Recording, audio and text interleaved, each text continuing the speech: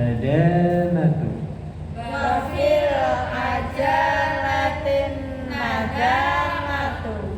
Fit ta'annis Fit ta'annis salamatu.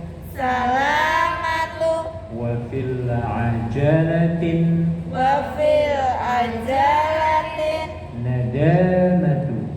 nadamatu. Fit ta'annis Fit ta'annis salamatu. salamatu. Wa fil ajalatin Wa fil ajalatin nadamatu. nadamatu. Apa artinya, Bu? Di dalam kehati-hatian itu adanya keselamatan Dan di dalam ketergesa-gesaan itu adanya penyesalan. Ya. Jadi kalau kita ingin selamat dunia akhirat itu ya, harus berhati-hati dalam bertindak, berbuat, berkata, bahkan sampai niat. Harus hati-hati ya, Bu ya. Niat juga harus disaring. Ya. Kalau nggak hati-hati niat kita bisa keliru, wah dapat dosa. Tujuannya ke masjid, tapi niatnya nuker sendal, misalnya, ya. Kan mungkin ada orang begitu ya. Tujuan pergi sholat masjid hari Jumat, sholat Jumat. Tujuannya nuker apa? Sendal sepatu. Ya. Jika dia sholat Jumat, dengerin lagi khutbahnya semangat lagi. Pak khotibnya berbicara dalam khutbah, ambillah yang baik-baik dan buanglah yang buruk-buruk. Sendal dia yang sudah mau patah, buruk ya. Sampai di masjid, selesai sholat, tukar sepatu sendalnya. Ya. Nyari yang apa? Yang bagus. bagus. Baru-baru yang bagus-bagus. 2 minggu yang lalu, kan minggu yang kemarin saya lihat klip video di Malaysia. Dapat dari teman saya orang Jepang tinggal di Malaysia. Dia ngasih klip video pencuri sendal naik motor orangnya. Naik motor pakai jaket, kan di depan tempat duduk ada ranjangnya, keranjangnya. Jadi sampai di halaman masjid, sepatu bagus semua ya. Parkirnya betul-betul di depan masjid, dekat-dekat sepatu. Dia pakai kopiah putih. Oh, supaya orang soleh banget ya, laki-laki muda. Mungkin kayaknya pecandu narkoba ya. Pecandu. Biasanya begitu. Pencuri sendal itu orang-orang kebanyakan narkoba. Nggak punya duit ya, wis untuk nyari obatnya nyuri-nyuri. Nah, iya, jual walaupun cuma 10 perak. Bagi mereka itu beruntung.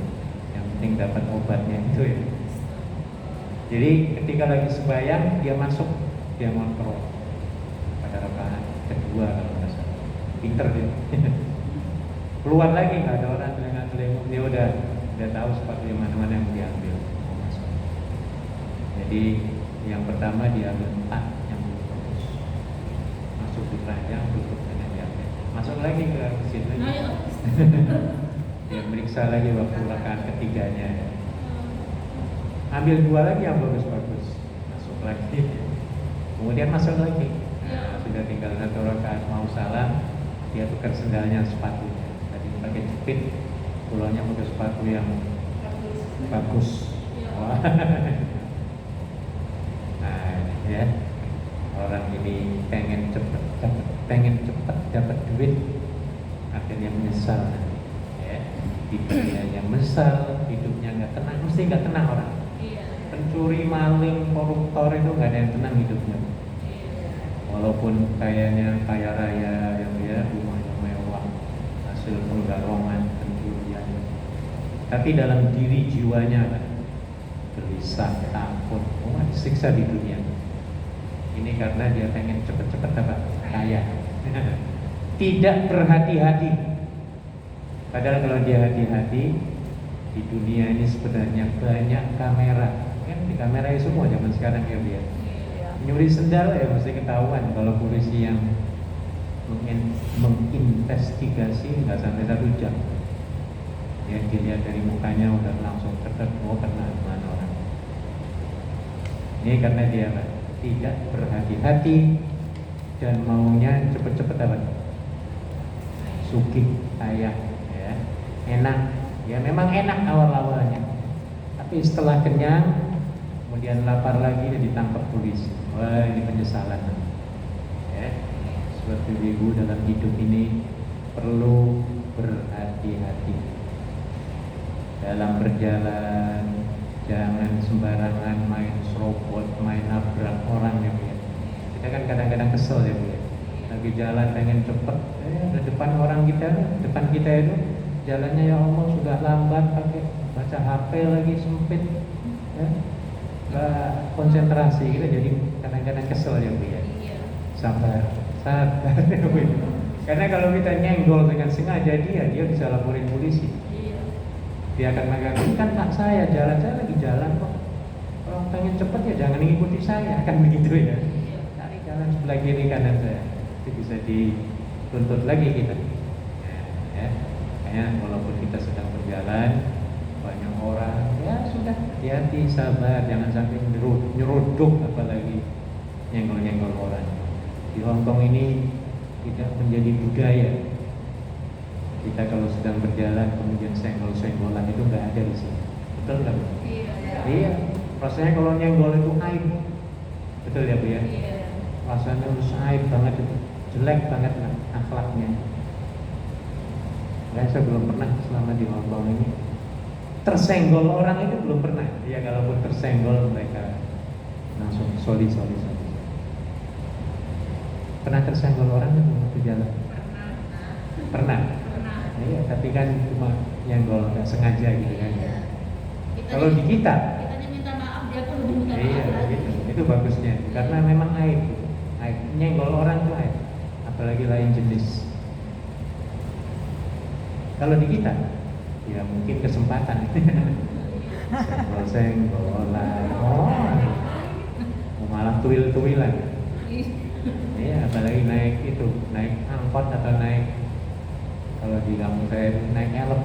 Iya. Wah, didorong-dorong kenek ini. Dorong cewek, dorong. Wah, kenakan nih keneknya itu ya. Di sini, waduh, air banget ya. Ya. Jadi ini bagus sekali peringatan untuk kita supaya kita bertindak secara berhati-hati, ya, disiplin, teliti, hindari 4 penyakit: kutil, kudis, urat, dan kuman. Kutil singkatan apa? Kurat, kudis, disiplin, kuman, kurang mandi, kurang iman, boleh juga, atau kurang mandi juga boleh lah, terserah. Ya. Kurang amanah juga boleh. Jadi ini tepat sekali untuk kehidupan kita di Hongkong dan di mana saja. Ya, makhuzat ini tepat sekali. Fitta'anni as-salam. Dalam kehati-hatian itu selamat kita. Makanya ibu kalau lagi nyebrang jalan ya, kalau sudah kuning itu nggak usah nyebrang ya dia. Iya. Walaupun dibolehkan, tapi yang paling bagus sudah stop saja. Iya.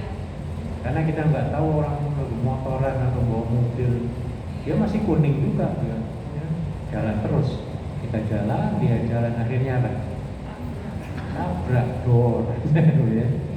Nah, yang paling bagus makanya kalau sudah kuning berhenti. Apalagi sudah merah, kan orang Hongkong banyak juga yang sekarang ini yang saya lihat ya. Kalau nggak ada siapa-siapa atau nggak ada mobil ya jalan, kan gitu ya Bu ya. Nah, harus dihindari kitanya. Kemarin Pak itu pas ke pasar udah berhenti, itu mobilnya bingung salah arah. Pas di penyeberangan dia berhenti, jadi mundur nabrak orang di belakangnya, hampir sedikit lagi. Dia salah jalan, udah penyeberangan itu kan. Bingung dia. Bingung dia, mau maju akhirnya dia mundur yang di belakang sedang nyebrang itu. Ya. Sampingnya bapak itu situ jembatan situ. Oh. Dekat situ. Orangnya jatuh ke dalam. Enggak, orang tua 3 orang, satu jengkal lagi kena. Sampai saya teriak sekuat-kuatnya. Iya. Itu sopirnya agak bingung gitu mau Iya, kemana. iya bingung dia. Nah itu namanya kutil. Iya. Dia kurang teliti, harusnya kan dia teliti dulu mau kemana tuh. Iya. Baca peta dulu ya. Iya. Iya, dari jauh-jauh itu arah kemana kan ada arah-arahnya. Iya. Ini Sampai yang nyebrang itu takut lewat depannya dia, jadi lewat belakang mobil dia, malah mundur dia. nggak boleh. Nah itu akhirnya penyesalan. Iya. Apalagi kalau yang ditabrak itu terluka atau mati lah Iya. sudah. Hampir saja. Ini bentuk cepat-cepatan ataupun apa? Ketergesa-gesaan. Ya. Ya. Jadi yang paling bagus adalah kehati-hatian dalam segala hal. Ya, sekarang banyak istilahnya OKB, orang kaya baru. Pengen jadi orang kaya baru. Baby. Ya, caranya wis terserah lah. Mau halal mau haram yang penting cepat dapat kaya. Ini kan, ya, pada akhirnya ditangkap polisi dan lain sebagainya. Jangan ya, harus berhati-hati. Oke, diteruskan. Nomor 42. Hampir sama kaitannya ya, 41-42. Samratut tamridin Samratut tafridin nadamatu nadamatu wa samratul azmis wa samratul hasmis salamatu. salamatu. Apa artinya? Buah kecerobohan itu adalah penyesalan, sedangkan buah keselamatan itu adalah keselamatan. Ya, di rumah juga begitu ya Bu ya. Di rumah majikan kita hati-hati ya, membersihkan jendela. Ada teman-teman kita yang jatuh ya Bu ya, Iya. karena keluar, wah, apalagi dia nggak melihat resikonya dan peraturan. Ini karena ya itu mungkin kecerobohan ya, akhirnya jatuh, nah sudah tangannya patah apalagi meninggal, kan pernah terjadi ya. Iya. Hati-hati, pasang kompor hati-hati, apalagi ngepel hati-hati, semuanya serba hati-hati ya. Dengan begitu kita akan selamat insya Allah. Kaitannya sama 41-42. Kita terus perhatikan. Ar-rifqu saja. Arifku Bid-dha'ifi bid-da'ifi min khuluqis syarifi. min khuluqis sarifi. Ar-rifqu Arifku bid-dha'ifi bid-da'ifi min khuluqis syarifi. min khuluqis sarifi. Ar-rifqu Arifku bid-dha'ifi bid-da'ifi min khuluqis syarifi. min khuluqis sarifi. Apa artinya Bu? Berlemah lembut kepada orang yang lemah itu adalah salah satu orang yang mulia terhormat. Ya, maksudnya kalau kita ingin menjadi orang yang mulia, jangan sombong kepada orang-orang yang lemah. Ya, kita hormati mereka, kita bantu mereka, kita kasih pengarahan mereka. Ya. Siapa orang lemah ini? Orang lemah itu bisa dibagi dua. Ada yang lemah secara fisik, ada yang lemah secara non fisik. Lemah fisik itu apa? Ya mungkin orang yang jalannya pincang ya, kita harus kasihan ya pada orang itu ya. Orang yang misalnya pendengarannya kurang kita harus hormati dan sayangi. Ya. Jangan malah kita ketika manggil orang yang pendengarannya kurang, kita bentak-bentak, apalagi manggilnya dek-budek. Kan ada orang gitu ya, Bia? Ya mungkin ada. Jangan ya. Kalau dia dengar, waduh, sangat menyakitkan hati. Ya, sudah dia orangnya kurang dengar, diajak ejek. Nah, tambah lagi apa? Sakitnya hatinya. Ya. Jadi secara fisik, ya, ada orang yang jalannya lambat, dikatain pemalas, jangan, karena dia lagi sakit ya, sakit fisiknya. Ya. Apalagi secara fisiknya.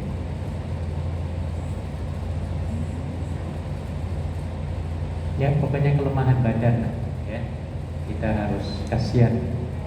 Ada orang buta lagi jalan, kalau kita bisa perlu tuntun mau nyebrang jalan, ya, itu tanda kasihan. Orang akan respect kepada kita. Orang yang melihat ini orang kok baik banget, mulia banget, ya, sampai nuntun nyebrang jalan, ya. Apalagi ngongkosi, wah ini luar biasa, ya. Sudah menuntun nyebrang jalan, ditanya punya ongkos kan? Enggak, ini saya kasih ongkos ya ke Yunlong. Berapa dolar? $21 misalnya, ya, mulia banget. Iya, sering-sering kita memuliakan, menghormati orang-orang yang kekurangan, ya. Kita akan didoakan. Iya, anak-anak yatim, anak-anak yang kurang mampu, di pondok-pondok itu banyak yang sekarang kondisinya sedang prihatinkan, ya, karena kondisi begini, untuk makan atau apa, orang tua banyak yang puyeng sekarang mikirin apa? Biaya anak-anak sekolah, ya. Maka ketika kita menyumbang, membantu, waduh, bunga senangnya luar biasa, ya. Jadi orang-orang yang membutuhkan itu, kalau kita bantu, mereka akan gembira. Di samping mereka juga akan mendoakan kita. Pahalanya berlipat ganda. Dan di situ disebut sebagai orang yang mulia sekali. Ada lagi yang disebut lemah tadi, yang non fisik. Ya, non fisik itu apa? Bodoh. Orang bodoh itu bukan fisik, ya, kurang cerdas. Kalau fisik tadi termasuk ekonominya lemah, miskin, ya. Nah, kita jangan merendah-rendahkan mereka. Malah kalau kita melihat orang-orang yang berada di bawah kita, ya, kondisinya di bawah kita, sebenarnya kita harus mensyukuri nikmat yang Allah berikan kepada kita, ya. Ketika melihat saudara-saudara kita dalam kondisi yang memprihatinkan. Ya Allah, terima kasih banget ya Allah, ya. Aku masih ada kerjaan, ya. Gajiannya malah naik belum? Belum. Yang naik Nggak jadi, ya. Ya, wis lumayan, ya. Iya, kita harus berpikirnya begitu. Kata Nabi, kalau Anda ingin bahagia, maka sering-sering melihat ke bawah, ya, kepada orang yang standar ekonomi dan secara fisiknya di bawah standar kita. Maka di situ kita akan mensyukuri nikmat dan akan bahagia rasanya. Kenapa?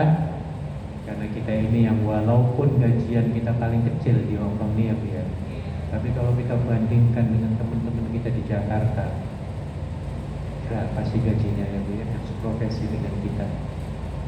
Di Jakarta berapa juta? 2 jutaan kan, ya, sekitar gitu, ya. Sekitar. Ya, 2 juta. Kita di sini kalau dikurskan 8 lebih. ya ada yang 10 ya. Ya minimum 8 lah, minimum 8 juta, ya, Bu, ya. Nah, di situ kita harus bersyukur kepada Allah, ya. Pegawai negeri yang baru-baru daftar itu berapa sih gajinya? Iya, kan gitu, ya. Ya. Jadi kita harus mensyukuri. Apalagi yang kerja-kerja di mall, kasir itu berapa gajinya di tanah air? Indomaret. Saya kira nggak sampai 3 juta ya, sampai 2 jutaan. Iya. Jasa. Nggak banyak. Kalau kita bandingkan dengan income kita, lebih tinggi kita. Ternyata kita berada di atas ratusan juta manusia lainnya. Apalagi melihat di Afrika, waduh di Afrika untuk makan nanti malam aja belum tahu. Ya. Apalagi di sebelah Pasifik sama Solomon Island, Papua New Guinea. Saya dulu sering ke sana. Mereka itu nggak ada istilah makan, itu nggak ada istilah sarapan, makan siang, makan malam itu nggak ada istilah itu. Jadi kalau lapar ya makan, nggak ada makanan ya sudah nggak makan. Dan orang-orangnya agak males-males ya di sana. Iya, kasih pada duduk-duduk, tanggung-tanggung ya. Iya, jadi istilah makan itu nggak ada istilah sarapan, makan siang, makan malam itu nggak ada di sana. Ada makanan yang makan, nggak ada ya. Tapi mereka kebanyakan yang duduk-duduk gitu ya, kurang begitu aktif. Ya. Itu di daerah Papua New Guinea, Solomon Island, Vanuatu ya. Ya, kasihan. Nah, jadi kalau kita melihat kepada orang yang berada di bawah kita, ternyata kita masih disayang oleh Allah, ya, masih berada di atas ratusan juta manusia lainnya. Ada orang sekarang yang lagi puyeng mikirin bayar kos-kosan, ada nggak di tanah air? Ya mungkin ada, banyak mungkin yang belum bisa bayar ya. Iya, apalagi untuk listrik, air dan lain sebagainya. Kita semuanya gratis, rumah gratis, listrik gratis, air makan gratis, minum gratis, semua kita ya. Nah ini makanya kalau kita sering melihat ke situ dan berpikir seperti itu, ternyata kita ini orang yang termasuk orang yang beruntung. Maka jangan sombong pada orang-orang yang berada di bawah kita, ya. Bantu mereka, orang yang lemah, baik secara fisik maupun non fisik. Ini maksud dari mahfuzat nomor berapa Bu? 43. Rifqu bil dha'if min khulqis syarif. Kalau kita ingin mulia, bantu orang-orang yang lemah di antara kita. Teman-teman ya, yang di terminal, ini orang-orang lemah sih.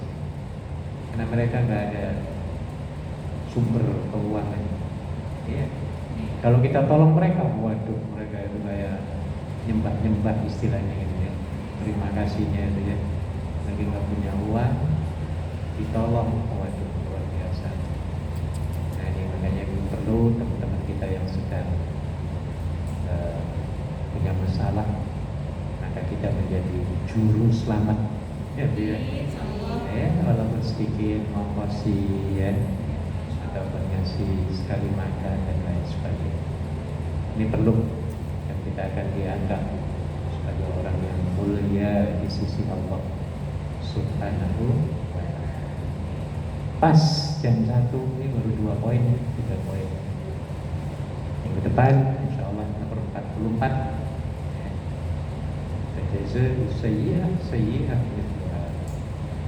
Baik, saya kira cukup, sudah mau adzan. Mari kita tutup pengajian kita dengan membaca tasbih kafaratul majlis. Subhanallah.